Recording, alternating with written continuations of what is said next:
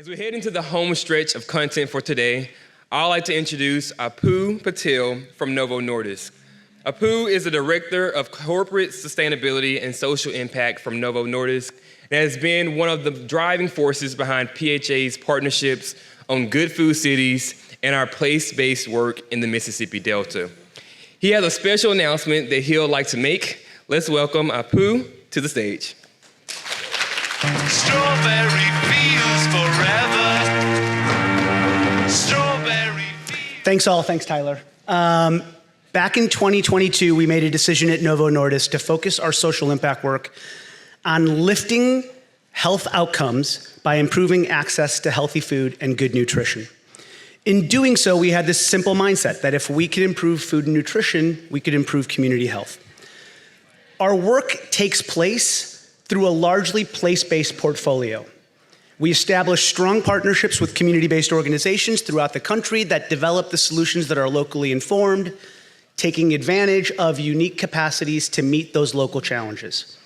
Today, we have about 24 projects in 18 states and DC, and they're all built on local partners and those partnerships that we're developing.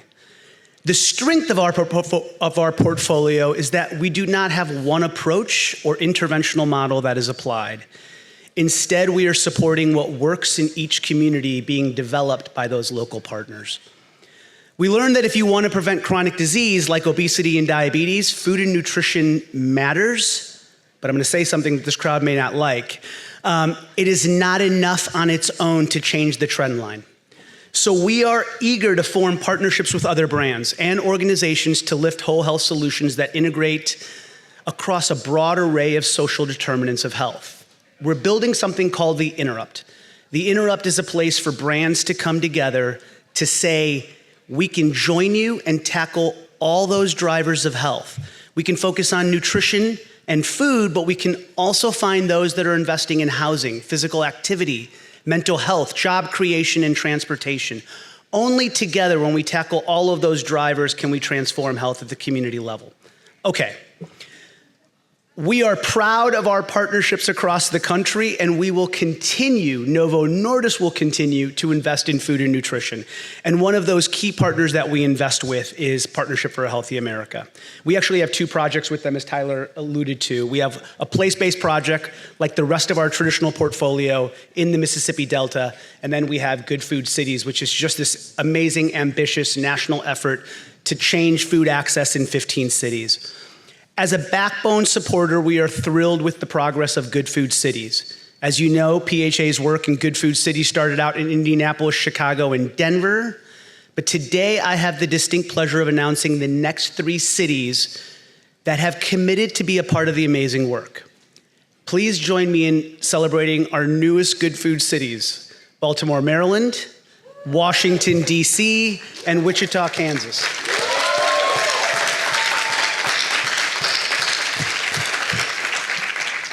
Each of these cities is already doing tremendous work to increase access to good food in their communities. I'd like to share a little about each and what makes them such a great fit for the work that PHA is leading.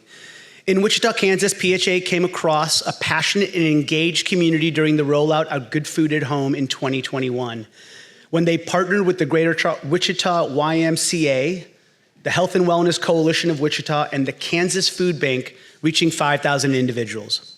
Wichita's embrace of Good Food Cities will help integrate several efforts and interests underway as laid out in their 2020 Food System Master Plan.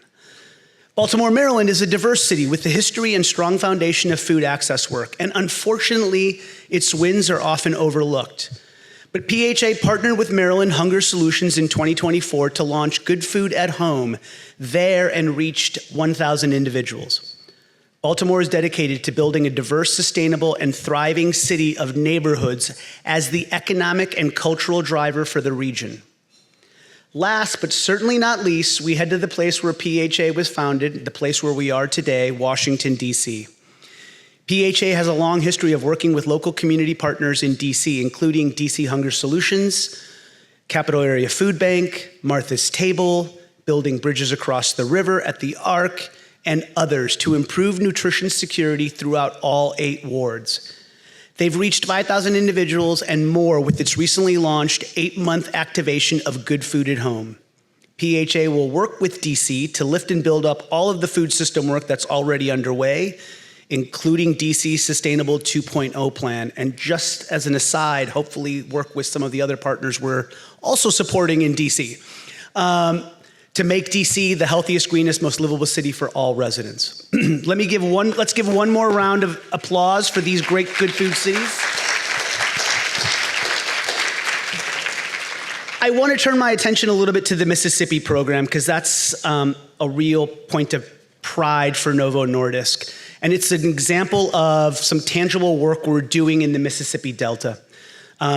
I got to go with Tyler to visit some of the places when I went to visit the Delta. And what you're about to see, the transformation at the community level is a little bit mind-blowing. We're going to share a short video about Jay's Grocery, a local store in Clarksdale, Mississippi. Now, Clarksdale faces significant challenges with food access like so many of the rural communities that we're all working in. But what you're about to see is a story of hope, community collaboration, and the reopening of a vital local resource thanks to collective efforts. Jay's Grocery isn't just a store, it's a lifeline, a symbol of resilience and a testament to what's possible when people come together with a shared vision for better health and a stronger community. This renovation is a beacon showing the model that can bring fresh, healthy food back to neighborhood that need it most.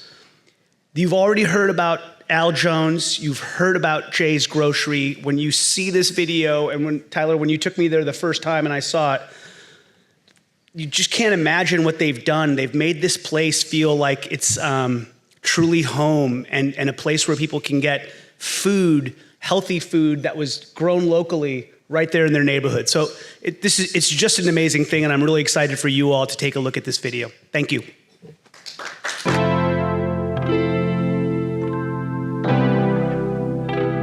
This project began with a simple vision. A vision to get fresh fruit and vegetables and breathe a new life into Jay's Grocery.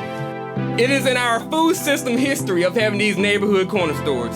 And so when we talk about how do we end food deserts, we gotta not forget the corner stores who are on our corners in every neighborhood, owning our food system and knowing that when we own our food system, we own our power. That is sacred work. I do want to thank PHA. That's who I started with. I told them when they came here, I told Noreen, I said, well, hi, there ain't nothing gonna happen, but you can come on anyhow.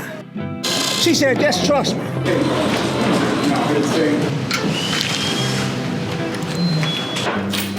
It'd be 10, 11 o'clock at night, and I'll be up here with them. But we got it done. And this is the end result of that trust. At a time in our country when the federal government is just pulling money back everywhere, we invested in people and in community. When you deliver on promises and you lead people and you don't leave them behind and you offer them fresh food at a fair price to power good health, we can change the world, one neighborhood at a time. Own your power! Own your food! Own your power! As we rise in the morning, we must wake up and fight even more to stand for our community. Thank you. Let's get ready, John. On countdown. You ready? 1, 2, 3.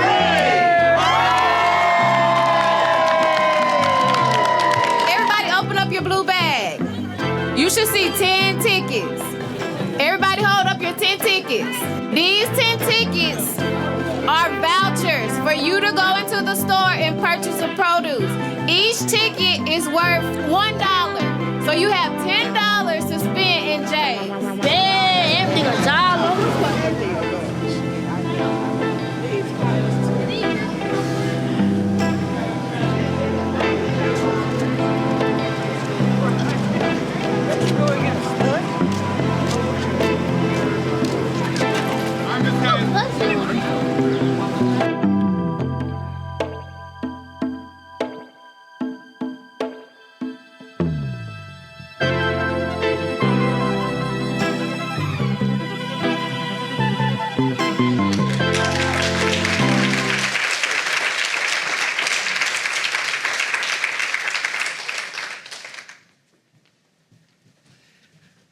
Oh, wow.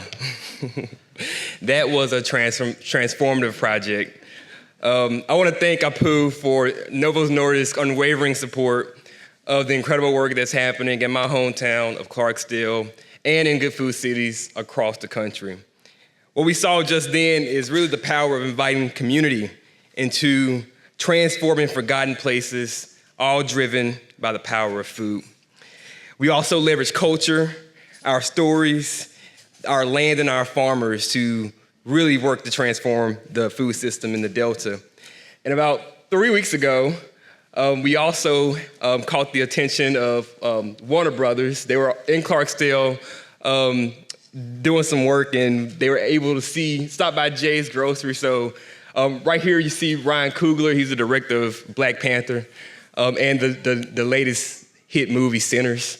He stopped at Jay's and ate some watermelon. Yes.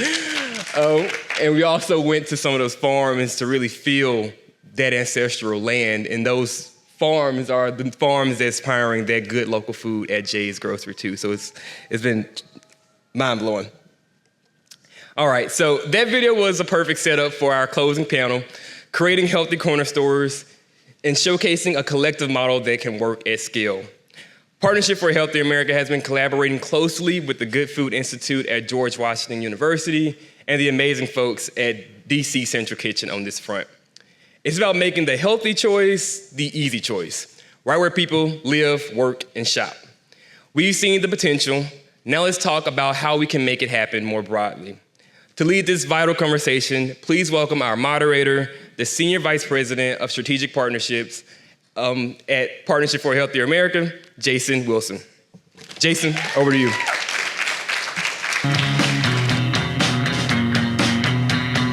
Millions of peaches, peaches for me. Millions of peaches, peaches for free. Millions of peaches, peaches for me. Again, I'll mention the playlist because that was a pretty epic way. But also that video, I think just sort of tees us up perfectly. I don't know how, as a panel, we can do any better, but I'm sure the panelists here are gonna do a fantastic job. I'm gonna keep some opening remarks really brief. I hope you all enjoyed the breakout sessions. We've been talking throughout the day about, what is it gonna take to make a healthier America? What are the levers that we're really going to need to pull to make that happen? You heard from Chobani and from FMI about one company that's doing well and doing good by consumers and communities around the country. And then, of course, you spent some time talking about what are some ways that technology can be a disruptor, and also how does food impact the social determinants of health, and how do the social determinants of health impact food. So now we're going to close out with a scalable solution, what we think could be a scalable solution in healthy corner stores. I did want to just touch really briefly on the word scalable, because I think often what people think it means is like copy and paste, right? You can just say, you did it here, just take a carbon copy and then just put it somewhere else. But that's not the case with scalable, right? I think about it more as, I think about like, maybe a few of you might have built like a model airplane when you were a kid, right? Try doing that without the instructions. And think about all of the different components that are in the box that might come with that and how you piece them together. So when I think about the word scalable, I think about we have all of the components in the box, in a toolkit, if you will, and figuring out what components are going to work best for each community that we're trying to do this work in. Some people might like to put a little, stripe of lightning on the wings. Some people might like to just focus on the cockpit a little bit more. But really thinking about how that model comes together, even with the same components, can look very different in every single community. So with that, I want to introduce our panelists and let them do the talking here. First up is Julie Burns. She's the CEO of Jump In for Healthy Kids in Indianapolis. It's a community-wide children's health initiative in central Indiana focused on decreasing childhood obesity. She's been with Jump In since its inception in 2014 and has, with her amazing team, helped to really develop and implement system-wide integration of best practices in nutrition and physical activity. And 25 years before that, she spent that in healthcare operations in both health plan and the consulting arenas. And I think the most important part, she resides in Indianapolis with her husband, Bob. Next, we have Marquitrice Mangham. She's the founder and executive director of In Her Shoes Incorporated. That's a nonprofit organization focusing on small farm business support and fresh food access in Georgia and the Mississippi Delta. Marquitrice is an Army veteran and a third-generation row crop farmer in Mississippi. Next up, Yael Reichler. She serves as the director of Healthy Corners at DC Central Kitchen, overseeing Healthy Corners operations and programming, the USDA GusNIP program, the Store Navigator program, and DC WIC at corner stores. You'll find out more about DC Central Kitchen's Healthy Corner stores. They're in over 50 small retailers and sell almost 500,000 units of produce a year to neighborhood stores in food insecure communities.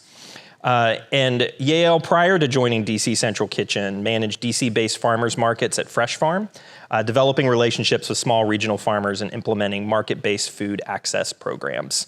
Yael holds a bachelor's degree in environmental studies with a concentration in food and agriculture from Oberlin.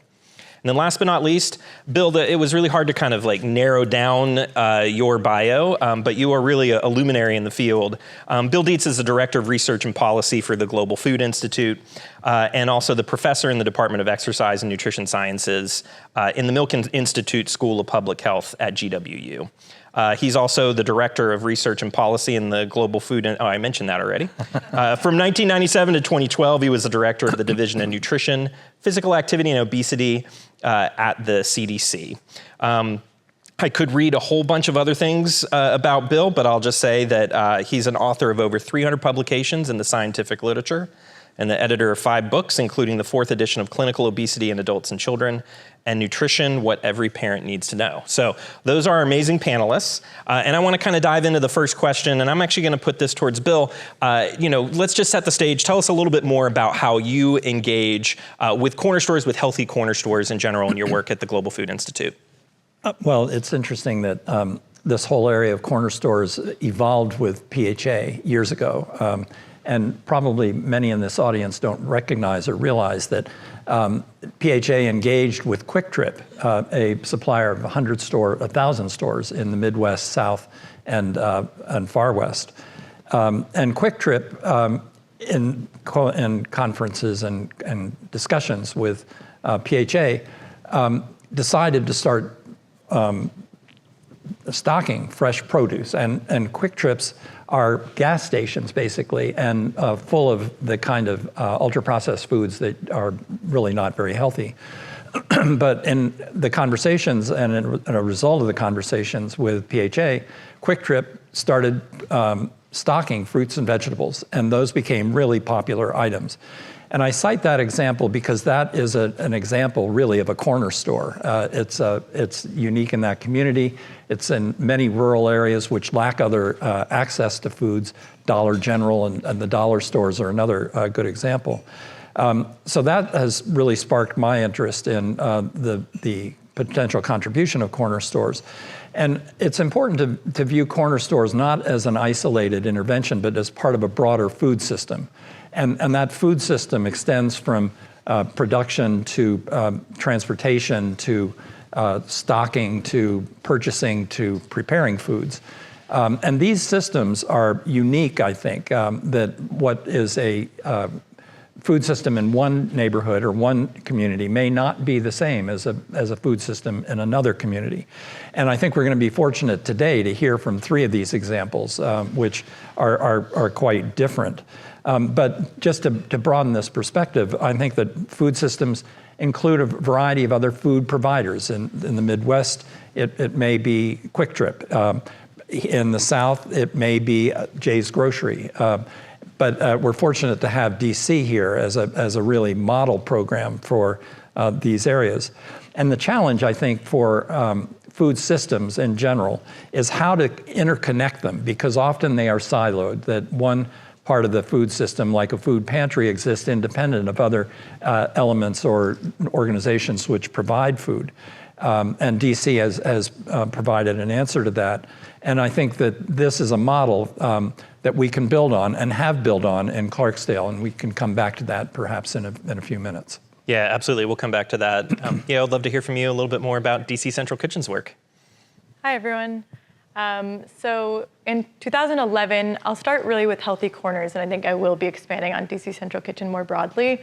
But in 2011, DC Central Kitchen established the Healthy Corners program as a social entrepreneurship program. And it really came about when, one, with the objective of increasing food access, produce access across the district where there's really extreme food insecurity. And the second objective has been to really demonstrate this narrative, or demonstrate the demand, for produce across the city. The narrative initially was really that people in these communities are not interested in produce, are not interested in actually getting that, so there's no need to provide it. And when we're looking at DC and we're looking at the map and seeing that the areas that have low produce access are predominantly Black and predominantly low income, it's really important to push back on those narratives that are really racist and classist. And so the second but important objective of the Healthy Corners program is to demonstrate that demand across the city.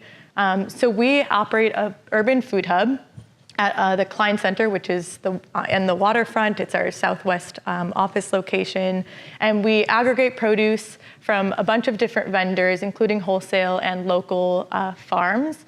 And we distribute it out to over 50 corner stores. Currently, we partner with 56 corner stores across the city. And we offer a couple different elements to our program. So we do a lot of store support, and I'll get into that more, I think. But part of the store support is really providing infrastructure, fridges, freezers, shelving, and then technical assistance, marketing, all of that. And then we also have benefits access programs for the community. So we have a SNAP match program through GusNIP. So we're looking at, somebody walks into a corner store and purchases one produce item with their SNAP EBT card, and they can get $5 for free for fruits and vegetables at that store, or any of our other SNAP Match stores. And then we also are really excited to be able to offer WIC at 9 of our corner stores, which was something that just a few years back was not allowed at corner stores. There was a concern around corner stores meeting the minimum stocking requirements, and through the support of organizations like DC Hunger Solutions, in collaboration with DC Central Kitchen, we were able to change that policy here, and now corner stores can be WIC authorized, meaning that people can go to their local corner store and spend their WIC money rather than take 2 or 3 buses, which was the reality before. So that's just some of what Healthy Corners and DC Central Kitchen does, but I'm excited to continue expanding on it. Yeah, thank you.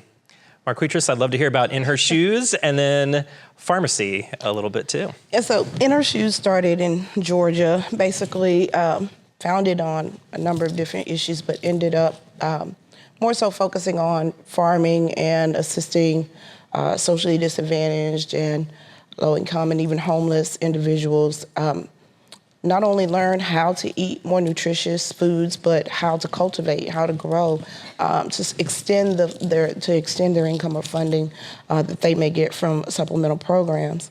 And we did that, and it was pretty much successful with funding through USDA, and we mimicked that program in Mississippi. We began to show our farmers how to expand and grow their production.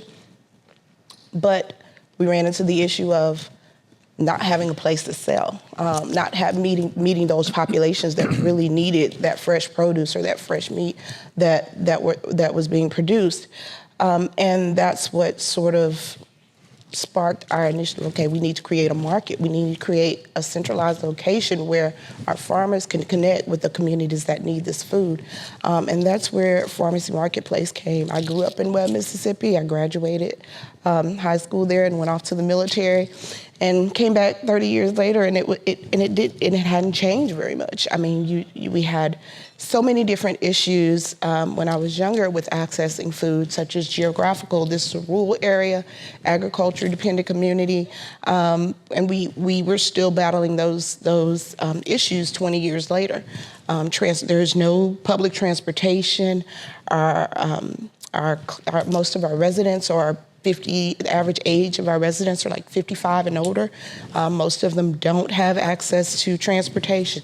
So there were a lot of barriers that we had to sort of look at when we were determining what was the best outlet to bring to Webb to try and bring fresh food. And of course, at the time, Farmacy Marketplace was born as a brick and mortar store. And it got amazing reviews. It got a lot of community support.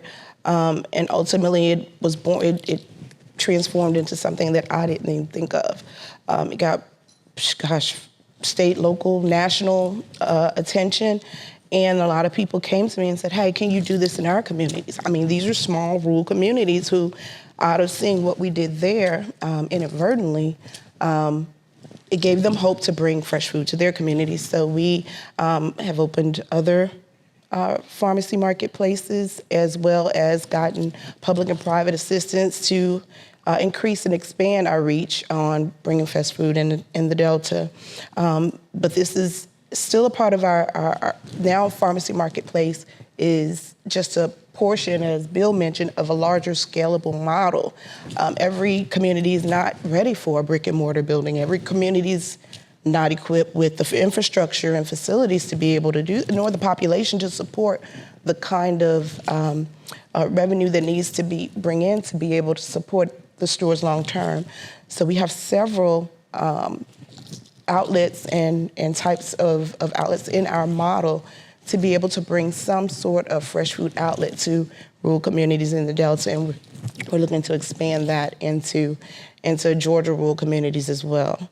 But we can talk about it all day, but needless to say, that's basically how we came about, how Pharmacy Marketplace came about, and how we've transformed into the programs that we're implementing today. Thank you for that. Julie, last but certainly not least, love for you to talk about your work in Indianapolis, deep place-based work there. Yeah, so when I started with Jump In for Healthy Kids in 2014, as we said, our focus is really on decreasing childhood obesity. And we were looking really at the food system and how we would start to think about that in our community. And what we learned pretty quickly, talking with a number of our partners, were that we didn't really have a system. We had a lot of really good organizations who had a particular piece of the puzzle, but we weren't really looking at ourselves as a system. And as we started talking with them about how we do that, we really found that these partners were on really different places. And so just sort of as things came together like they seem to do in some of this work, we had the opportunity to get a grant. And while it you know, in a perfect world, you would start with a system and then work your way down. We actually had to do the opposite, and we started with Healthy Corner Stores as an example of an intervention that we wanted to show the community could be utilized in helping to improve healthy food access, but at the same time, you need to fit it into a system. And so we were trying to connect those dots. And so we were able to start with 5 particular corner stores in the east side of Indianapolis, which at the time had the largest food desert in our state, and really start to see, working with the community, which stores we should actually be in.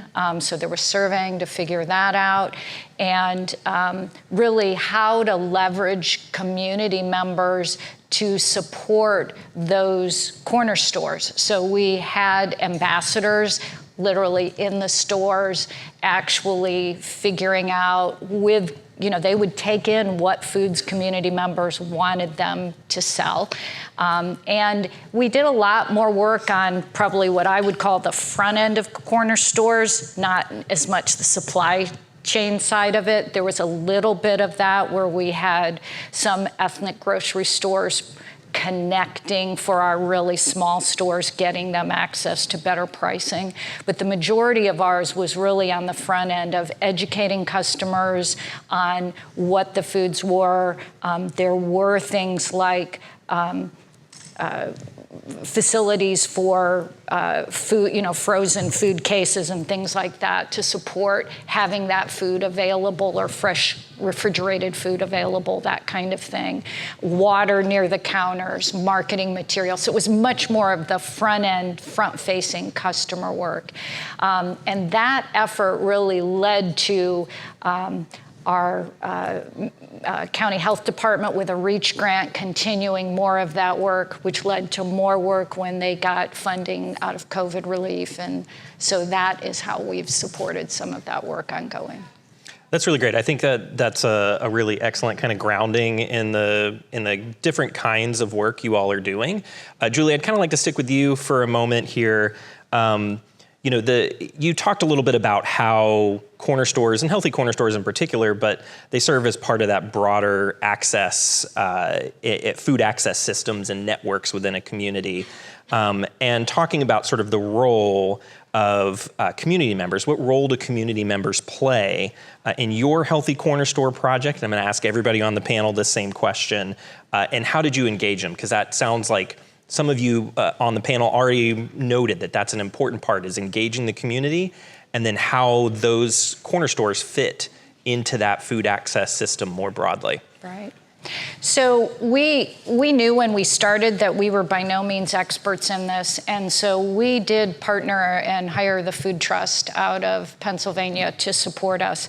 And the very first thing they did was an analysis of our assets all over the county, and then we narrowed the focus to that east side geography where we were starting. So we had quite a bit of information initially about not only the demographics, but even things like the level of SNAP engagement or WIC engagement in that neighborhood. So what resources did those folks have available or lack of to them?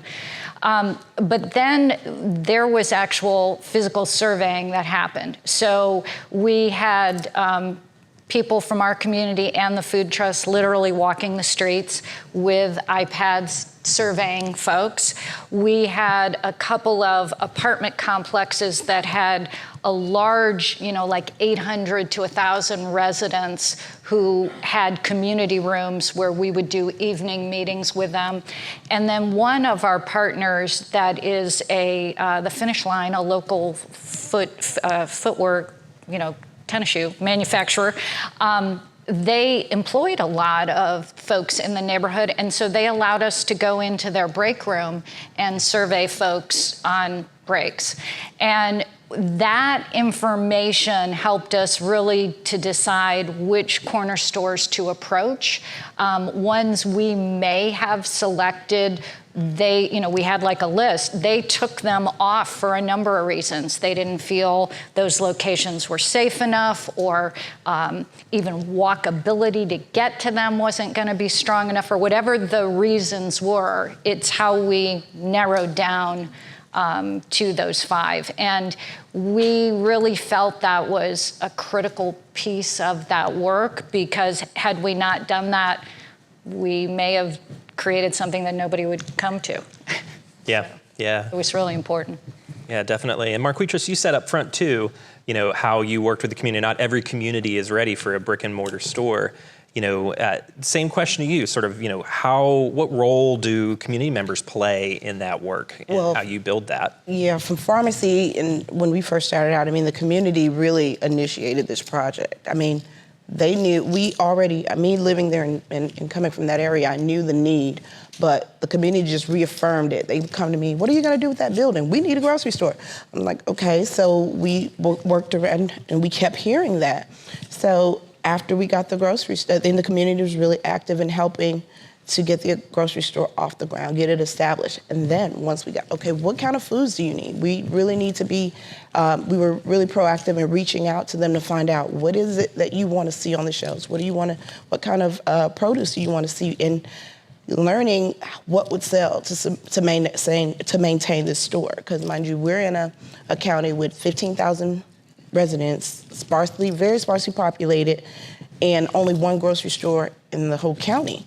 So being able to centralize our location, but yet be able to draw as many people as we could with what we stock was very important. So, and even today, our communication from, okay, what do you want to see in the stores to what is it that you need from us? And not only that, collecting data on what will get them to buy this fresh food.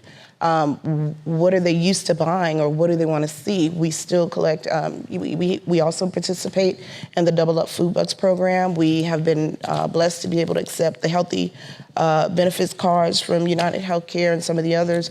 But we're doing everything to be able to make it accessible, but it's only going to benefit us if we're actually carrying what they need. So we reach out to them in programming. We talk about not just what to buy and what to eat, but how to prepare it. We do demonstrations and educational programs, and we even reach out to them and say, what more do you need? And we had, if we could get it delivered, because we don't have grocery stores. So yeah, we reached out to organizations like Instacart. We're working, this is a rural area, but we've been very successful in working with businesses like Instacart to try and bring in Snap Online and be able to help them to order. So that the success of the store, the stores, and even we have a mobile grocery store where we're going to different counties, like I said, that aren't or able to or have the infrastructure or aren't able to support a brick and mortar building. We're going to them and say, hey, what do you want to see from us? How can we help you in the interim until you're able to get a more long-term solution to fresh food? And we're hearing this, and we're regurgitating it to others who could possibly help us. So they drive our whole vision and our whole motivation to be able to continue to bring fresh food to these communities. And I'm hearing it every week. Again, what can we do to get one? How do we get locally grown food in our stores? And it's bringing the customer and bringing our clientele, our customers together with our farmers to say, what is it that you need? So not just talking to me, but helping them to get to know the people in their community, which is what this is all started from, our farmers, getting to know the people in the community that are growing and where they could help meet those people where they are as well. That's great. Yeah, I saw, Yael, you look like you were ready to jump into, because I know the work. About what you're saying. Yeah, go for it. How do community members, I know they're a deep part of the Healthy Corners work that DC Central Kitchen is doing, but can you tell us more about that? So really the heart of DC Central Kitchen as an organization is our culinary job training program.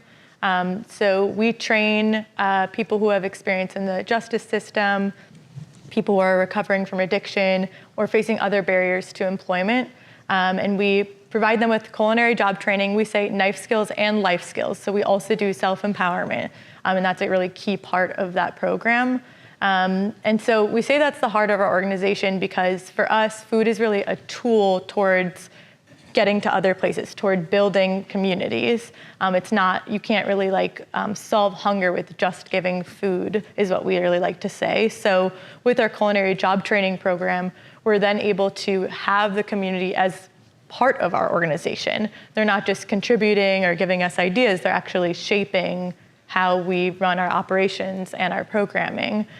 So over 50% of our organization at DC Central Kitchen are graduates of our culinary job training program.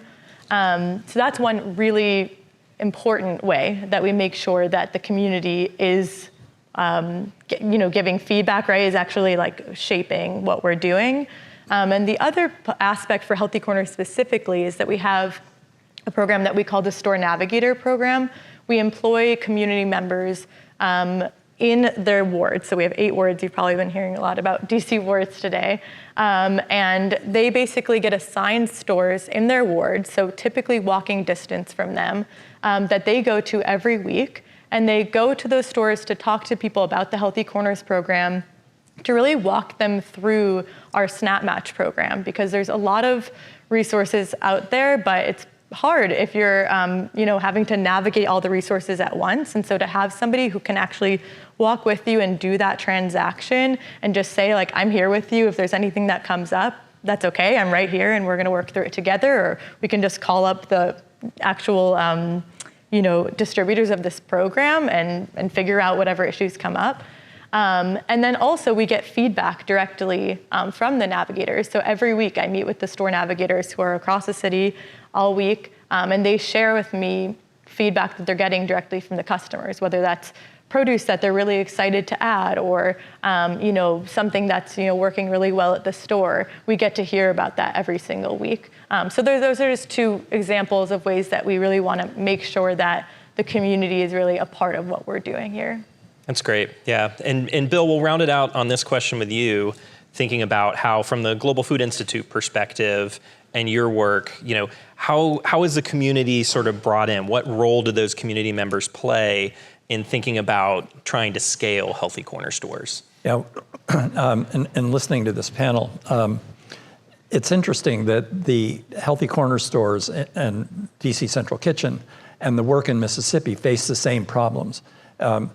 Yael didn't mention that there are 150,000 people living in Ward 7 and 8, and there are only 3 supermarkets. So access to supermarkets is a common connector, different a bit from the problem in Indianapolis. The way we've approached this, and we have a grant from the McGovern Foundation to begin to look systematically and critically at how decisions are made and how the food system works in Mississippi, in Clarksdale, and in Indianapolis. And the techniques that we're using are pretty novel. One technique is a social network analysis, in which we ask people who they're connected to, who they go to for advice, where do they purchase their food, how these people are interconnected, both in a rural setting and an urban setting. The other technique is something called group model building, in which you bring people, stakeholders together, and ask them how they perceive their food system, who connects to what. This ends up with what's called a causal loop diagram, which can be a fairly complicated image, and in which these analyses are represented. But the key to that is that it provides an opportunity to identify leverage points where change may be possible, and not where change has maybe not been considered before. Because rarely, as I mentioned earlier, are these various elements and people representing organizations, rarely are they connected.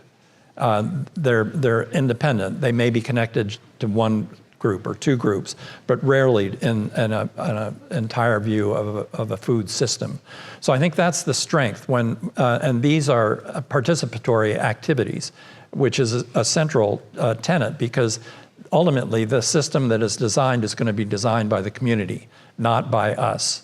But the partnership that we've had with PHA and the selection of these communities, and with DC Central Kitchen as a model, one which clearly has to be adapted to other venues, these techniques really provide an opportunity to understand in a whole new way how this system functions in a rural setting and in an urban setting. Yeah, and part of that work has been really fascinating. Even having that group model building workshop in the Mississippi Delta and being able to be a part of that, just seeing the types of conversations, the things that bubble up, those challenges, those opportunities. I imagine when we go to Indianapolis and do something similar, the conversations will feel connected, but still kind of approach it from a different angle. So I'd love to talk, we're talking a lot about how we can make corner stores healthy corner stores through food, but I think there's like another level potentially that corner stores could play in serving as a hub of health in a community. And so Marquitrice, I want to start with you on this one and talk about how could corner stores play a role beyond just healthy food and healthy beverages in a community to be sort of a hub of health in a given community? Well, I think I mentioned how when we opened our first store, it seemed like we gave other communities, other people in the community hope that they can do the same thing. So it sort of served as a catalyst for opening, for economic development. If we invested, we had others that were willing to not only invest in our community, but invest in theirs. We were already working to support the local economy through our farmers. Then we added an extra layer by being able to employ additional labor, people to work in our stores. We worked with our local workforce to be able to train. I think Yael, so they had a similar program. But it really helped to sort of boost economic development in not just our communities, but sort of be a model to other nearby and smaller communities to not only bring in a fresh food outlet or access fresh food, but to serve as a new business, to serve as a place of community. I mean, we get people that come into our stores and they want to, just sit and drink coffee. Or they end up buying other things. So, needless to say, having that, so it sort of serves a little bit as placemaking too, or space making for community to gather and talk and network. But economic development was one of the biggest catalysts that came out of this project that we're seeing and trying to replicate in other communities. But I want to mention that one of the biggest challenges in doing that and why we have not been able to be as successful in spurring the economic development is they see the outcome, but they didn't see the work everybody didn't see the work that went into it. And the hardest challenge is having our distributors and the bigger companies that supply these smaller outlets and corner stores is a huge problem. I mean, we have not been able to continue this work because of barriers such as that. And working with them to help invest and see the worth in those communities will continue to drive that economic development aspect of these types of projects. So, but the most important thing was that, and not only that, like I said, we do programming and education and things of that nature. We see it as sort of a learning experience or an opportunity to learn and grow our communities. Many people in the Delta suffer from, of course, health disparities that are health issues and disparities that are much higher than other communities. By doing our programming and offering places where people come in and talk about herbs and different fruits and vegetables and how they are supposed to eat based on their health issues, it serves as a health center. So needless to say, it serves as a community facility to provide a number of different other resources. And that's what we've been able to do with Farmacy Marketplace, and hopefully be able to carry that into other communities if we can overcome some of these challenges. Yeah, thank you for that, Marquitrice.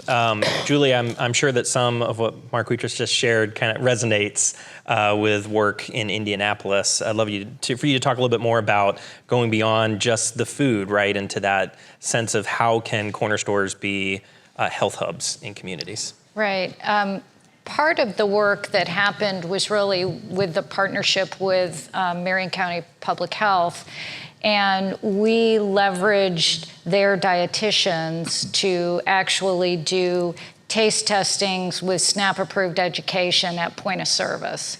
So we tied incentives like double up bucks into certain time frames. We would advertise a particular corner store, would have certain hours when this would be available, and then we would support those folks to be there with those resources.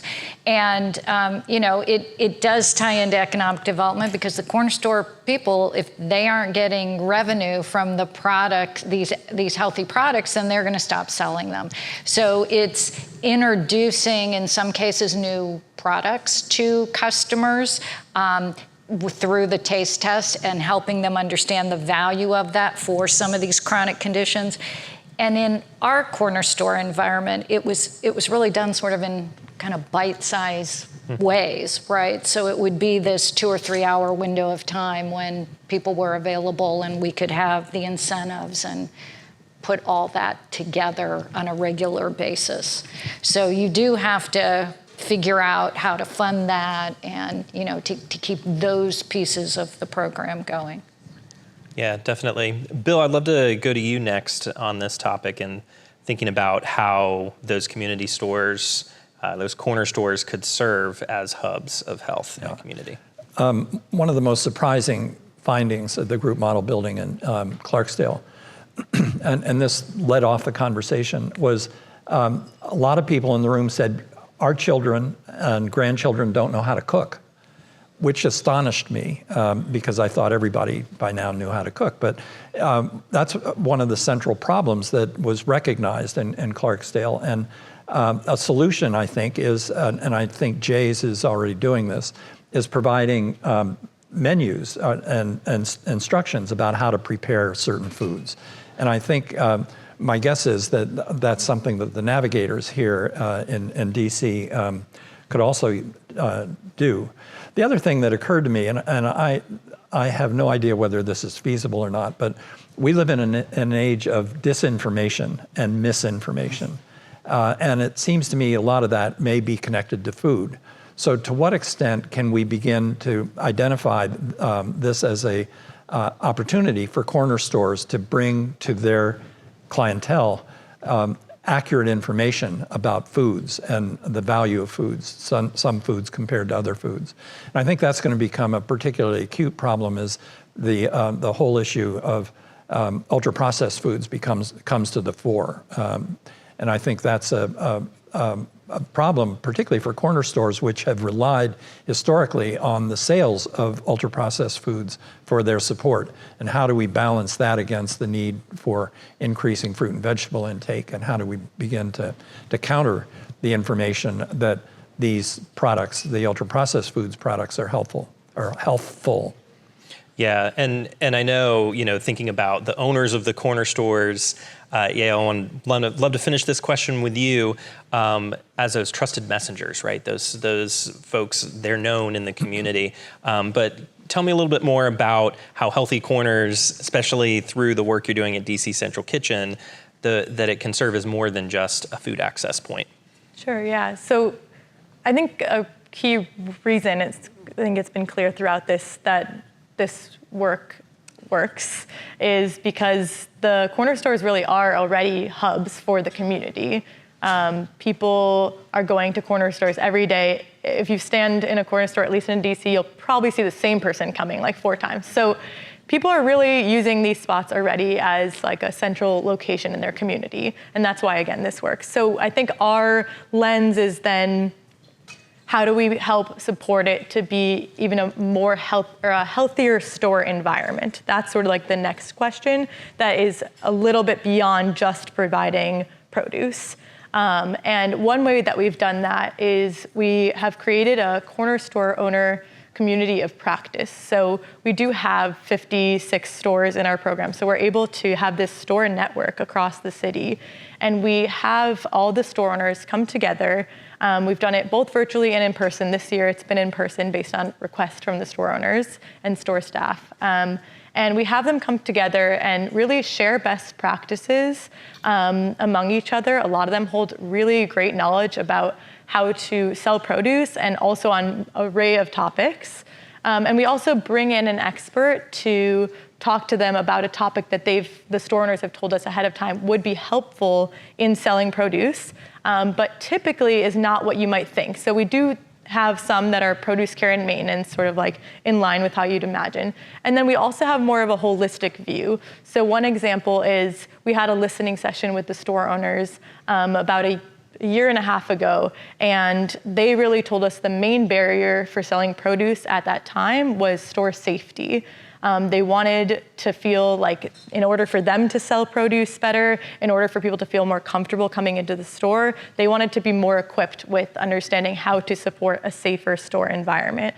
And so we worked with a group in DC called the DC Peace Team, and we ran a de-escalation training, a 2-hour de-escalation training with these store owners, and really just had the chance to talk to them about how to create a safer store environment. Many of the store owners already had great skills to share with each other. And yeah, it just was, just as an example of a way that we can sort of think a little bit more holistically about, how do we actually create these healthier store environments together in partnership with the corner stores that we're working with. Yeah, and I'd love to stay with that and stay with you for the next question, because it's really connected and sort of the benefit that the store owners see that we talked about economic development and driving sales in the stores and hopefully making the store even more profitable. But what are some of the benefits, even beyond what you just talked about, that the business owners see, the owners of those corner stores in the communities you're working with through the Healthy Corners project? Yeah. So, revenue is important to them, and that's going to be the first thing I'll say because it is important. And a lot of the store owners we're working with are running on really tight profit margins, and that's just the reality of how it is to be an independent retailer. And so that would be the first thing, that for them, this is an important revenue stream for a lot of our corner stores to be able to sell produce. The second is that a lot of our store owners tell us that they get new customers as a result of selling produce. And so because people are seeing new signs outside that have vibrant colors and are announcing that we sell fresh and frozen produce at the store, people who weren't going to the corner store before are now entering that space. And the third is that corner store owners, at least in our network, I can speak to our network, a lot of them have told us that they're actually really looking to make their businesses more values aligned for themselves. And there's plenty of things that they're selling that I think they're ready to move on from if they can. And I know Bill and I were just talking about this right before the panel, but we have corner store owners who have been willing to remove ice cream freezers or slushy machines or whatever it is to create more space for Healthy Corners products once they see that demand in action. So I think that sort of values alignment actually is a really key part, and corner store owners are regularly telling us at the Community of Practice that they understand their role in the community and they want to do better. They just need sometimes more resources, more whatever it is to actually achieve that. Yeah, and Marquitrice, I'll go to you next because as an owner of a couple of Healthy Corner stores, thinking about the benefits just beyond, having talking about some of the values alignment, what are some of those benefits beyond just sort of the economic development piece that you were talking about earlier? Well, for me, it was different because, of course, we didn't really go into it as a nonprofit. We didn't really go into it looking at it as a profitable business. We were trying to fill a need in the community, and we started, of course, with the community to collect that information on how we could do that. But a lot of that also came from us doing our research and planning on how to continue to bring these healthy corner stores or implement our overall model. And our model includes everything from partnering with a convenience store or a pharmacy to bring in fresh fruits and vegetables, all the way up to a brick and mortar building. And we have a few other outlets types in between. But the most common thing is none of our outlets, and I'm sure DC corner stores, none of our outlets are just solely produce and meats. We do need those staple items in the community to be able to have the stores remain and thrive. Produce is maybe 20% of our overall revenue generator. So we really do need those other items to bring people in and give them a whole shopping experience. That's what we want to do. However, for us, and maybe getting a little bit away from what you were saying, is how do we continue to bring those staple items in? How do we continue to provide the community what it needs so that they can have the whole comprehensive shopping experience with produce and vegetables? Because if we can't bring the staple items or the shelf items, the store goes away, therefore the produce and meats go away. So needless to say, having those issues and concerns and trying to figure out as a community, talking with other food system entities or entities working in our community with food systems, how to figure out how to address that barrier, how to work with local distributors or even bigger wholesale distributors on working with small community stores or corner grocery stores like ours to be able to get a contract and bring in staple items so that we can provide other fresh, healthy food options. That's just something we are not able to do right now. And like I said, Healthy Corner stores won't exist without those items. And we won't be able to make a profit and continue to do that work if we can't get those to understand the challenges and needs of these different types of communities, like rural communities versus urban cultural communities and things of that nature. But needless to say, a lot of that information has also been passed down to our community leaders, our local officials, our state officials on what can they do to help us get that message across to wholesalers. We rely a lot on our local farmers, but they are not able to consistently supply us with everything we need. So filling those challenges and trying to get bring everybody to the table to address that issue is something we're looking to work on to help push this project and the effect of Healthy Corners along be more effective. That's a really good point about needing to provide more than just the produce there and those staple items, making it a one-stop shop as much as possible. Julie, I want to go to you on this question next, and just to talk a little bit more about some of the businesses and corner stores you were working with in Indianapolis. Did you feel like what were they thinking, or what would they realize in terms of benefits beyond just selling healthier food to the community? I think they are, well, let me just say, in working with some of our health department partners who are continuing more of this work, they are seeing their corner store folks really looking for additional marketing support in the sense of social media and other ways to push out to the community the connection to these corner stores. They're also looking for being connected to community partners who also have access to that population so that they can make that connection more strongly. So we're seeing those kinds of things, but our next step is really around that supply chain piece, because to your point, it's critical. We are actually working on a food hub concept to support some of those smaller retailers, and it's really around the aggregation, storage, and distribution side of the food, and it is looking at more than just the fresh fruits and vegetables. It's all of that food. But if you are a small corner store and you're only allowing so much square footage to a certain amount of the food, you can't buy enough of it at a cheap enough price, and you don't have a place to store a large amount. So you need that support like you would get with a wholesaler, and it's how do you make that more affordable for them. So we've been working on this for quite a while and are ready to actually build it if we can get the rest of the funding to make it happen soon. And I'll come back to you in a minute on that piece. Bill, I want to close this question out with you, and then we've got just a couple minutes for a final short question. So I think that if you've seen one food system, you've seen one food system. And my hope is that because these are complex systems, that we can begin to learn and begin to assemble a library of potential contributors to success. I don't think we have that, but I think that what we have here and our experience is that these healthy corners can play a significant role in food systems, particularly for underserved communities. And that the more we learn about their successes, the more we learn from DC Central Kitchen and how challenging or possible it is to adapt that system to other venues, the better off we're going to be.